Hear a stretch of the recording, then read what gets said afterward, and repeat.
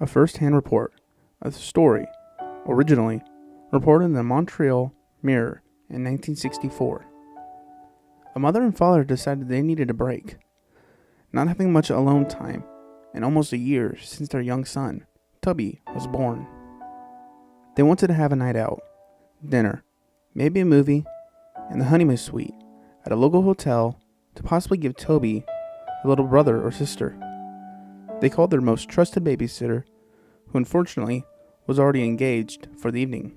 But she did refer a good friend of hers, Opal, who she swore could be trusted.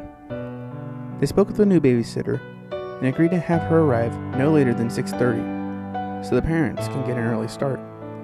As the parents got ready to paint the town red, Toby lay on the floor, gnawing on his teething ring, in the den off to the back of the house.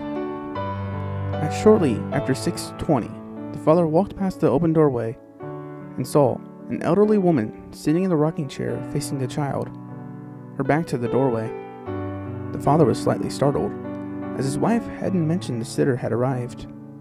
He spoke to her as he straightened his tie in the mirror on the wall opposite the doorway. "Oh my, I'm sorry. I didn't hear you come in. We appreciate you coming on such short notice. My wife put some chicken in the oven for you. The numbers for the restaurant and hotel are on the counter if you need to reach us. We will be home around 9 tomorrow morning.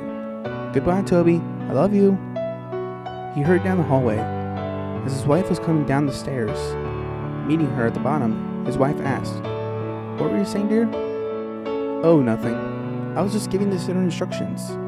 Now we should hurry, so you can make a reservation on time," he replied, grabbing his coat as he unlocked the front door.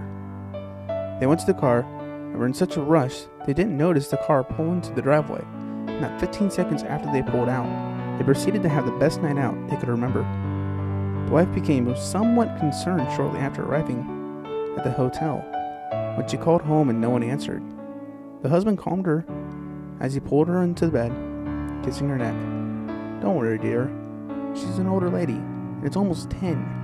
She must have gone to bed after putting Toby down." The next morning, after a nice breakfast, they arrived home to find a note on the door.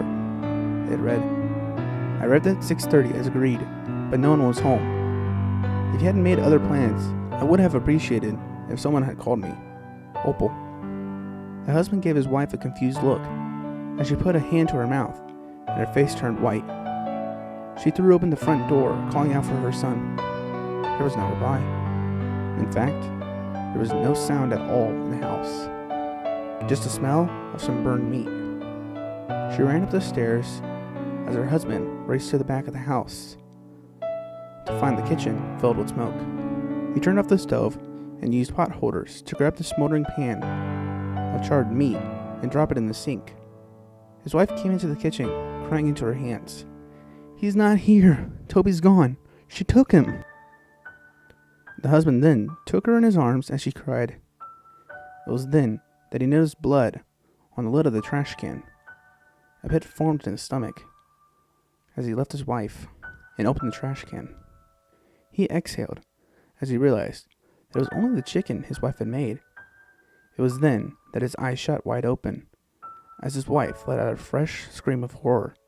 As he turned toward her, he caught sight of the melted remains of the teething ring on the bottom of the open oven.